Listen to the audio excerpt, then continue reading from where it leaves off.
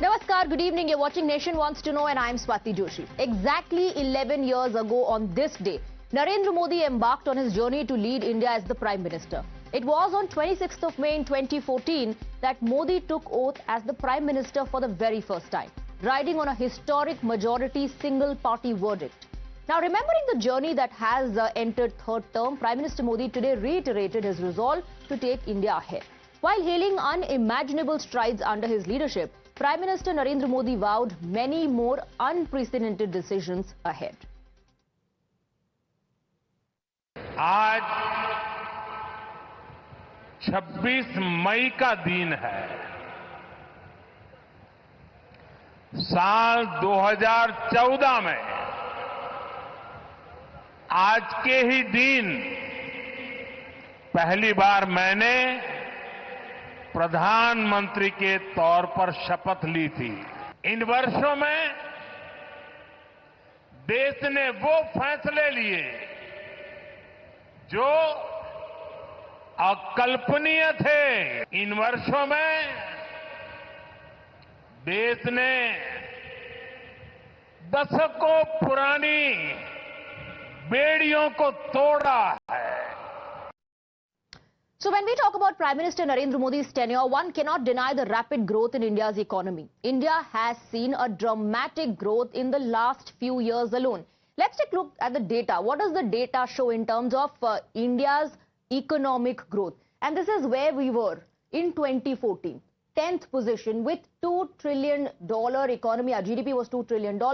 In 2015, 9th rank with $2.1 trillion. 2016, 7th position, $2.3 trillion. 2017, 6th position, $2.6 trillion. 2021, 5th position, $2.9 trillion. And 2025, 4th position, 4th largest economy with $4.2 trillion. Now, let's take a look at how it is going to look like in 2026. It doesn't end there. India's GDP is only expected to rise further. And this is how it is going to look like. So this is the GDP growth in 2026. India 6.3%, then US 1.7%, China 4.5%, Germany 0.9%, Japan 0.7%. So this is the growth forecast according to the IMF. India's GDP growth in 2026 is going to be at 6.3%. So while these are indicators that talk about how the nation has progressed, it's also very important to take a look at the kind of reactions that are coming in, because of course the BJP and Prime Minister Narendra Modi speak about the work that they've done during this entire tenure. For the Congress party, it is all about undeclared emergency and the promise of Achhe Din proving to be a nightmare in reality. While Jairam Ramesh hurled the emergency jibe, Congress President Mallikarjun Kharge claimed every section of the 140 crore people remained troubled in the last 11 years. क्या होगा? नोटंकी होगी सरकार की तरफ से। Congress party खुद ने स्वीकारा कि इमरजेंसी जो घोषित हुई थी वो हमारी तरफ से गलती हुई। तो पुराना किस्सा फिर उठाने में क्या फायदा? अगर जो भी चाहे उठा सकते, लेकिन इतिहास गवाह है उससे ज्यादा इमरजेंसी अभी चल रहे हैं। वो तो घोषित इमरजेंसी थे, अब अघोषित इमरजेंसी चल रहा है देश में। अनडिक्लेयर्ड इमरजेंसी चलते हैं। Well, the irony of Congress using the emergency as a reference to snipe at Modi and his government is not lost on anyone, least of all the BJP. Listen in. Congress party के मल्लिकार्जुन खड़गे 11 साल पहले की बात करते हैं जब देश फ्रेजाइल 5 इकोनॉमी के अंदर था और आज देश टॉप 5 अर्थव्यवस्था के अंदर पहुंच चुका है। दरअसल कांग्रेस पार्टी ऑपरेशन सिंदूर में भारतीय सेनाओं की विजय से इतनी बौखला चुकी है कि या तो वो पाकिस्तान का नैरेटिव को आगे ले जाती है या वो अपने खुद के कुकर्म को अपनी वाणी से जनता के सामने एक्सपोज करती है। कल ही अलका लांबा ने ऑपरेशन ब्लू स्टार को एक्सपोज करा था। आज जयराम रमेश कहने अनजाने में ऑपरेशन ब्लू स्टार के बाद में आपातकाल को एक्सपोज करना है। इन सब से यही स्पष्ट होता है कि असली आपातकाल अगर कहीं है तो वो राहुल गांधी की टीम में है। So is this Viksit Bharat or is this undeclared emergency? What do you think about this? This is the question that we are asking. Vikasit Bharat's mission, has that irked the opposition? You can register your vote at Times Now on social media platform X, and the results will be revealed right after the debate. So let's open up the debate and let's go across to our guests. We're joined by Gopal Krishna Agarwal, National Spokesperson of the Bharatiya Janata Party. We have Harshvardhan Tripathi, Senior Journalist, joining us. P.K. Basu, Independent Economist. Ashwini Kumar Mishra, Leader Congress. And Vivek Silas, National Spokesperson of the Samajwadi Party. Now, before it gets political and the blame game begins, let me first go across to Mr. P.K. Basu. The most important indicator, the economic growth, definitely goes in favor of the Modi government. Congress, however, maintains, sir, that everybody is troubled. Everybody has been troubled in the last 11 years. And this is undeclared emergency. It's a nightmare. How do you, as an economist, look at India's primary indicator, the economic growth? Well, economic growth has been stellar over the past 11 years. There's no doubt about that. If you look at India's real GDP growth performance over those 11 years, in 8 of those 11 years, India has been the fastest growing G20 economy, the fastest growing large economy in the world. And those are the only 8 years in the last 78 during which India has achieved that distinction. So I think there is little doubt that the economic performance has been very good. And as a result, India has gone from being the 10th largest economy in the world to the 5th largest, and by the end of this fiscal year will be the 4th largest. And most likely, if you look at the GDP numbers that get revised every year, we see that there have been substantial upward revisions for the last 3 years. And growth has averaged 8.8% in real terms in the last 3 years, which is absolutely spectacular.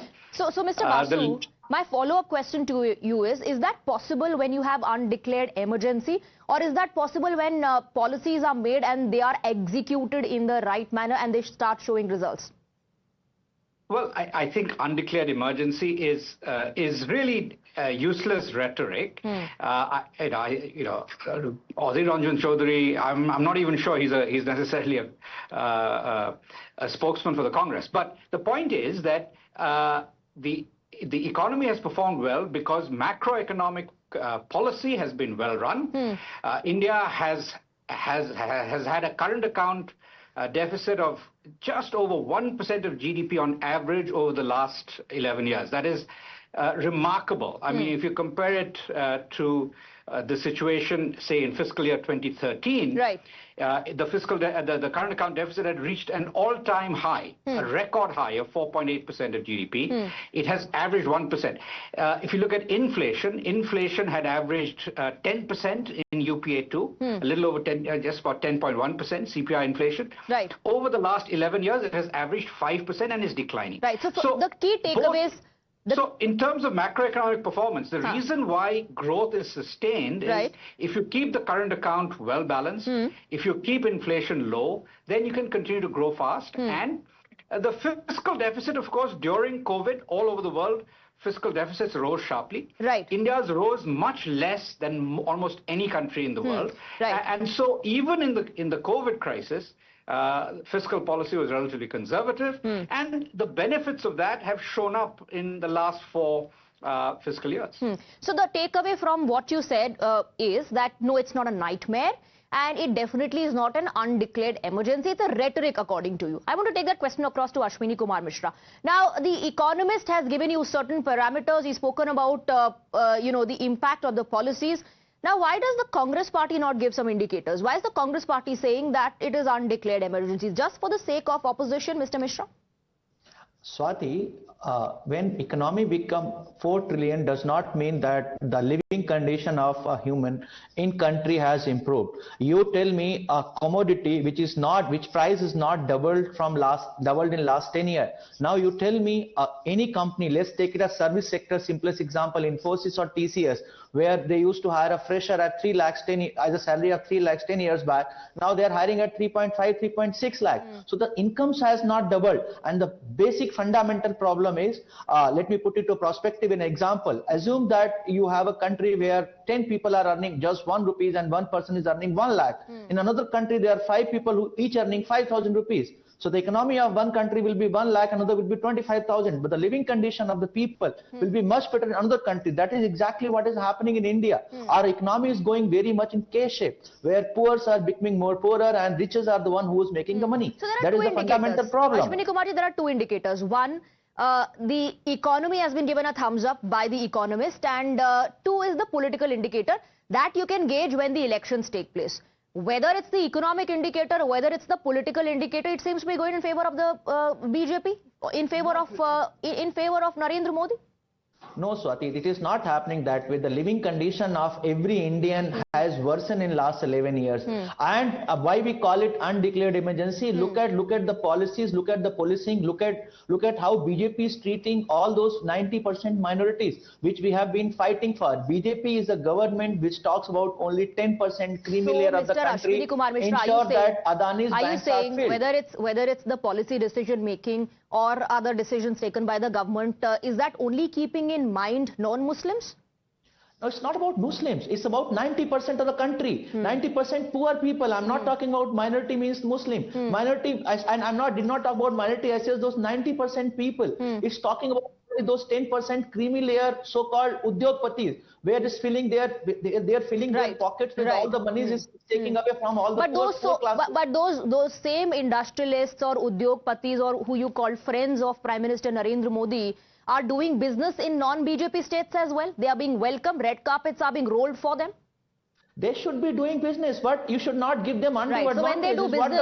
So when they do business, but in a BJP ruled state, they become udyogpati friends of Prime Minister Narendra Modi. But when they do business in states that are non-BJP ruled states, they are doing just business. Gopal Krishna Agarwal, everything basically has flopped. It's an undeclared emergency. It's nightmarish. The poor are getting more poor. People are losing their jobs. Unemployment rate is going high. I'm just giving you a description of what the opposition is calling nightmarish, and Achhe Din being a farzi promise. Respond. So, Aditi, we have to understand when you talk about economics and such important issues, you should base your argument on data and what is the figures. The Congress problem is they will not see the right thing in anything. Even in Operation Sindoor, they don't see the valor of our army men. The thing is, 25 crore people have been pulled out of poverty in last 4 years. That's an important figure. The welfare scheme of Prime Minister Modi ji's governance is almost 99% welfare amount is going to the direct account of the people, and it has been hailed as a digital public infrastructure has been hailed as one of the best welfare scheme across the world by World Bank and global leaders, and they have been using it. They have been using that softwares and that direct benefit transfers, etc. The foreign exchange reserve, even the inflation is at its lowest. 3.2 inflation. They don't, Congress, why can't they see the figure? The fiscal deficit is only 4.4. Inflation is low, foreign exchange reserves is high, very high. The foreign direct investment according to the opposition and Mr. Mishra on the panel, that's not the only indicator. That's not the only indicator. He promised Achhe Din. When is Achhe Din going to come? The opposition is still asking that. The 25 crore people being pulled out of poverty, absolute poverty, is not an Achhe Din for them. Okay. The 90 crore people are getting free rations at their home. The Pradhan Mantri Kisan Samman Nidhi is giving farmers financial support. Okay.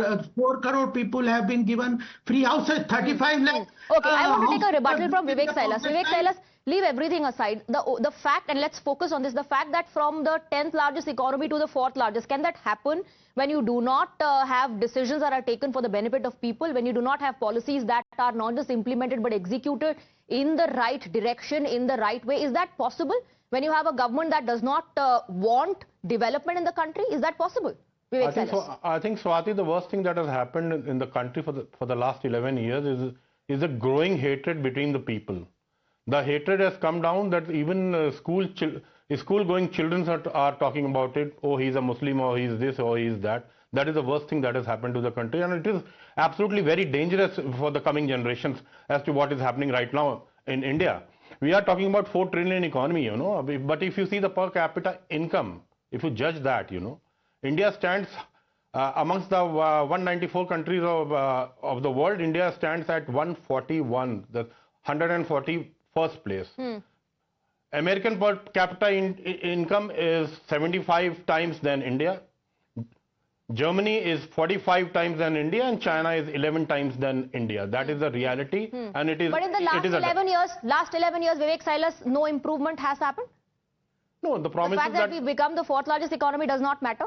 And the growth projection for the GDP in 2026 as per IMF is going to be at plus 6%. That also does not matter.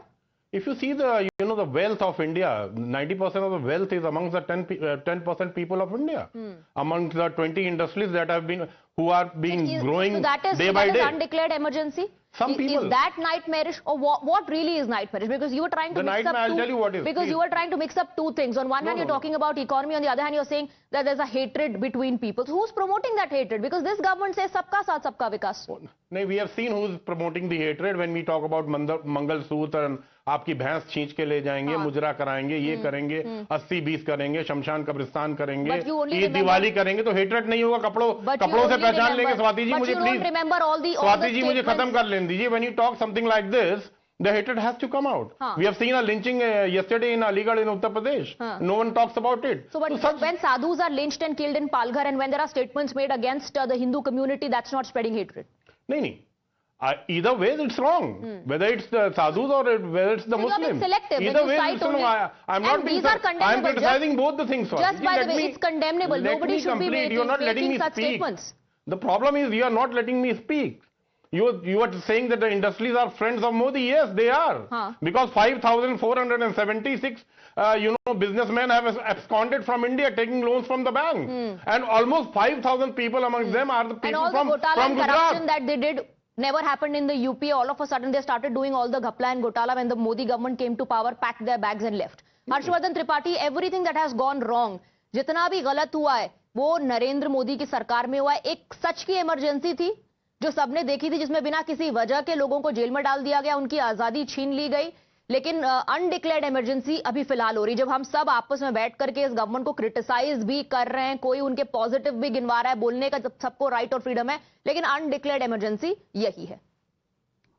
सती, मुझे बड़ा आश्चर्य हो रहा है कि हम लोग अघोषित आपातकाल का इस्तेमाल क्यों सुन रहे हैं कांग्रेस की तरफ से. इस पर बात थोड़ी कम हो रही. अब मेरे लिए अगर स्वाति को कुछ बुरा कहने का नहीं बनता तो मैं कहूंगा स्वाति बहुत बुरी है. मैं जानता नहीं क्यों है, लेकिन अघोषित है. ये बासु साहब के आंकड़े ठीक है, लेकिन अघोषित तौर पर अर्थव्यवस्था बड़ी खराब है. इसका मतलब समझ रहे हैं आप? इसका मतलब ये कि 11 वर्षों में कांग्रेस और पूरा अपोजिशन भारत को इमरजेंसी की स्थिति में लाने की कोई एक प्रमाण नहीं दे सका, कोई एक सबूत नहीं दे सका, करप्शन नहीं ला सका, इकोनॉमी को नीचे नहीं ले जा सका. और जो इंडिया की बिलो पॉवर्टी लाइन है वो कितनी रह गई? 2024 में बिलो 5% रह गई. ये वर्ल्ड बैंक का डेटा है, ये कोई हमारा डेटा नहीं. और पिछले कुछ वर्षों में दुनिया ने भारत को कैसे देखा? $2 ट्रिलियन से हम $4 ट्रिलियन से बड़ी इकोनॉमी हो गए. ये सब हुआ क्यों?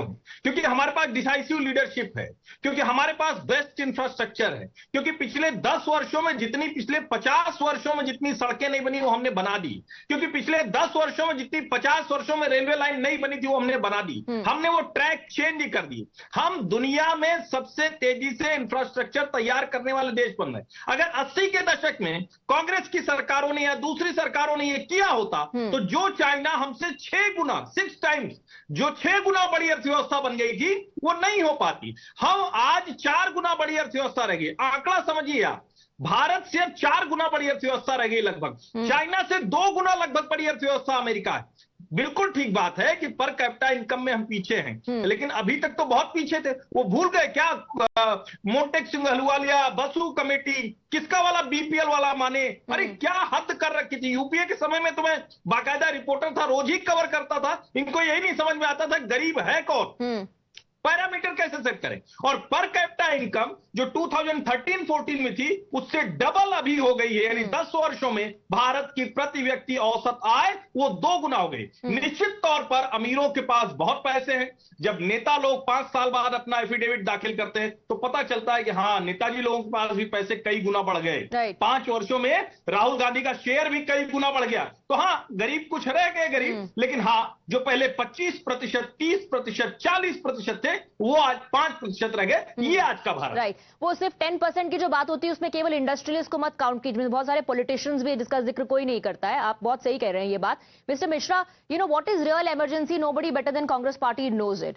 Why are you calling this undeclared emergency? The allegation is that your party and the entire opposition is just rattled. It is not able to digest the fact कि अगर आप पॉलिटिकल इंडिकेटर देखें तब भी लोग इनको वोट दे रहे हैं, लोग इनको लाना चाहते हैं पावर में। अगर आप इकोनॉमिक इंडिकेटर देखें तो फिर हमारा तो इकोनॉमी का हेल्थ जो है वो सिर्फ और सिर्फ सुधर रहा है। All these things the opposition just cannot digest. That's the allegation. Swati ji, let me answer this in Hindi, क्योंकि हर्षवर्धन जी ने जो है भारतीय जनता पार्टी की जो मनोहर कहानियां सुनाई है, मुझे लगता है इनके अकाउंट में 15 लाख पहुंच गए हैं और इनकी तरक्की डेफिनेटली हो गई है। जो मोदी जी ने 15 लाख प्रॉमिस किए थे सिर्फ इनके अकाउंट में ही पहुंचे और कहीं तो पहुंचे नहीं है। रही बात अघोषित इमरजेंसी की, आप बताइए दलितों पे कैसे अत्याचार हो रहे हैं, गरीबों पे कितनी ज्यादा महंगाई, मैंने आपको उदाहरण दिया कितनी ज्यादा महंगाई बढ़ी हुई है कि जो आलू 10 रुपए किलो बिकता था 25-30 रुपए किलो बिक रहा है और किसी की भी इनकम डबल नहीं हुई है। किसानों पर आपने बोला इनकम डबल हो जाएगी, उनको आप दिल्ली में आने तक का तो दे नहीं रहे हो। आपके यहाँ आतंकवादी घुसाते हैं जम्मू कश्मीर में, उनको आप नहीं रोक पाते, किसानों को आप रोक के बैठे हुए हो। औरतों का शोषण हो रहा है। कल ही एक एमपी में औरत का बलात्कार हुआ, बिल्कुल निर्भया जैसी घटना हुई है, उस पर कोई मीडिया बात नहीं कर रहा है। ये कोई मीडिया बात नहीं कर रहा है, इस पर आप मत बोलिए। कोई मीडिया बात नहीं कर रहा है, गलत बात मत कीजिए। Mister Mishra, tell me, atrocities against Dalit never आप कर रहे हैं स्वाति जी, आप कर रहे हैं, बट देश की मीडिया 80% बिकी हुई है। Atrocities against Dalit did not happen during the UPA regime. You know, it's really sad that we have to compare data on such issues. But did atrocity on Dalits never happen in the UPA regime? Do you not think? What about crime against women during the UPA regime, sir? Have you forgotten the Nirbhaya case? Is it not like a Nirbhaya case? Is it not like a Absolutely, Nirbhaya case? and it is condemnable. But don't forget Nirbhaya. But don't forget Nirbhaya is the only thing I'm saying. Moreover, I'll tell you. Atrocities never happened against Dalits, sir. Atrocities never happened against Dalits during the UPA regime, sir. Terror attacks did not take place during the UPA regime, sir. You've forgotten the Mumbai terror attack. And the several other terror attacks that took place during the UPA regime. We have courage to correct our mistake. Unlike Bharatiya Janata Party, who's not ready to listen, What not ready to mistakes? listen to, and media Attacks is nutmastak to kept them. on We are not happening. talking about their Attacks issues. kept on happening. Crime against women kept on happening, sir. Why And Modi then you ji said- eventually lost And power. Swati ji, So there was no Swati ji, chance Swati of ji, correcting okay, your answer mistakes. आपने emergency लगाई, लेकिन आज आपको जब कुछ नहीं हो रहा है तब आपको अनडिक्लेयर्ड इमरजेंसी नजर आ रही है। I want to bring in Mr. Basu. I want to bring in Mr. Basu as well. Despite the arguments that you gave, Mr. Basu, there is a response coming in, or rebuttal coming in from the opposition, that it cannot be the only argument to say that India is progressing. Look at the other things, that the other indicators, per capita income, for example. Mr. Basu. Yeah. So per capita income has almost doubled in the 11 years. And so it was half what it is now under the UPA. Okay, so that's one point. Second point is that if you look at the Gini coefficient, which measures income inequality in the country, Gini coefficient, according to the World Bank's indicators, is at 32, which is the same as it was in 1987. And throughout the last 30 years, India's Gini coefficient has been lower than China's. That is, we are a less unequal country than the communist country that claims to be the most equal place. So we are much more equal in terms of income distribution than China throughout this period. And now, in fact, we are at 32, which is lower than in the last 25, 30 years. It's the lowest level in the last 25 to 30 years. So despite this talk of everything going to the 10%, everything going to 1%, etc., the reality is that we have a much more equal distribution of income in India now than in the past. Okay, that's one. Less Second unequal. point is we have less unequal than in the past. Therefore, more equal than in the past. So now that is that is what the data tells us. It's not my data. It is data from the World let Bank. me just ask, sir, one thing. Let me just ask Mr. Sailors if he has data to contest that. Mr. Sailors, go ahead. देखिए, सबसे पहले तो स्वाति जी मैं ये बोलूंगा कि अभी India और चाइना कंपैरिजन हो रहा था। चाइना की पर कैपिटल इनकम है 11,50,000 INR में बता रहा हूं, इंडियन करेंसी में, और इंडिया की पर कैपिटल इनकम है 1,37,000। तो आपको खुद ही समझ लेना चाहिए कि कहां 1,37,000 और कहां 11,50,000। अभी हर्षवर्धन जी ने कहा कि जो चाइनीज हैं वो हमसे 4 ही गुना आगे हैं। चाइना इज 19.31 ट्रिलियन इकोनॉमी, और उन्होंने एक बात और भी कही कि जो यूएस है वो चाइना से डबल है। दोनों बात गलत है। इंडिया 5 गुना कम है और यूएस की इकोनॉमी करीब करीब 31 ट्रिलियन डॉलर आज की हो गई है, जो कि चाइना से करीब करीब 1.5 गुना ज्यादा है। तो यहाँ हर्षवर्धन त्रिपाठी जी खुद ही एक्सपोज हो जाते हैं। मैं ये कह रहा हूं कि जिस तरह से किसानों की बात हो रही है और लोगों की बात हो रही है, किसानों को तो हमारे प्रधानमंत्री जी ने कहा था 2022 तक सबको सड़क मिल जाएगी। बुलेट ट्रेन भी चला रहे थे, सबके घर पे छत भी हो रही थी। लेकिन इस तरह की प्रॉमिस जिस देश में, स्वाति जी बस 1 मिनट 5 सेकंड खत्म करूंगा, 5 सेकंड में खत्म करूंगा। 5 सेकंड।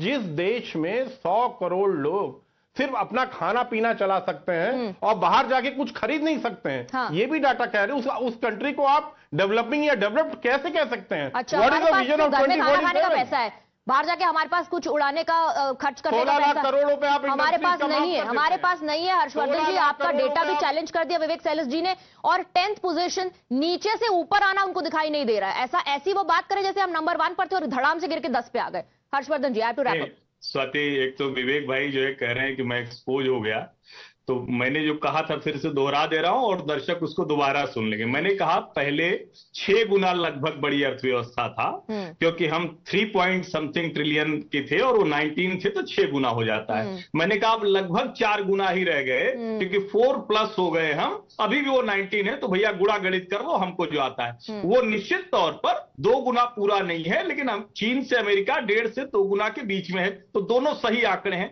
लेकिन जो सबसे खतरनाक बात होती है, भारत की प्रति व्यक्ति जो आय है, जो औसत आय है, वो 2,21,000 है, वो 1,37,000 बोल रहे हैं। भैया यूपीए के समय का आंकड़ा मत बोलिए, मैं फिर कह रहा हूं, अपडेट होकर टीवी की डिबेट में आया कीजिए। मैं इकोनॉमिक्स का स्टूडेंट हूं, मैं पॉलिटिक्स समझता हूं, लेकिन मैं इकोनॉमिक्स का स्टूडेंट हूं, मूलतः पढ़ाई मेरी इकोनॉमिक्स की है, तो इसलिए कृपा करके चेक कीजिए। और मैं तो कह रहा हूं जितने लोग देख रहे हैं वो खुद चेक करें कि इंडिया की पर कैपिटा इनकम एवरेज अभी क्या है। Okay, let everybody check that data, but I have to wrap up. Gentlemen, thank you very much for joining us on the debate, for your perspective. Let's take a look at the results of the survey, of the poll that was conducted. And this is the question that we asked. We'll just fire the question here on the screen. Yes, Viksit Bharat, has that irked the opposition? 87% people have voted yes, while 1.3% people have voted no. With that, we are wrapping up this edition of Nation Wants to Know. There's a lot more lined up on the other side. Stay on with us.